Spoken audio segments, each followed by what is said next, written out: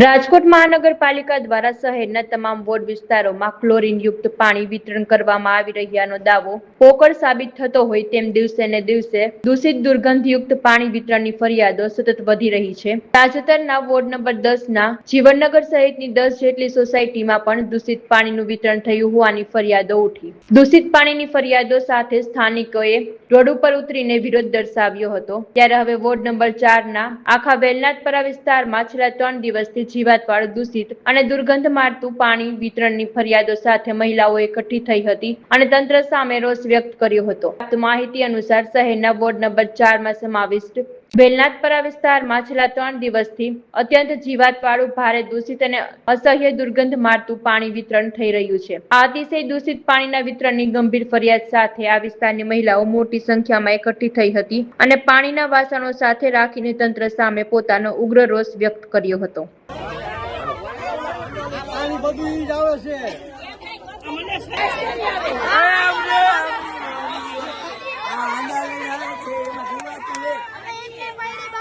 પીવાનું પાણી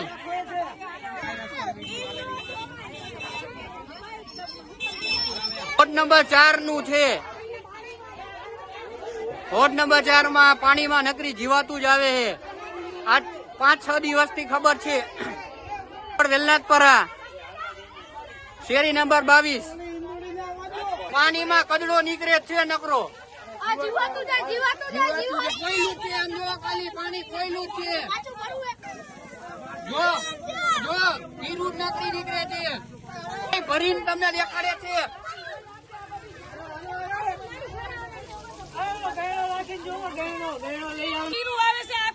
ફરિયાદ અમારી નથી કોઈ સાંભળતું।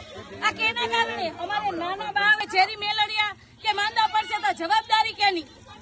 અમે શું કરી? આમ જોવા કેટલી જીવાત આવે છે, આમાં જીવાત કેવડી છે આની અંદર જોવો તમે। છેલ્લા કેટલા દિવસથી અમે કઈ જાણ નથી કરતા।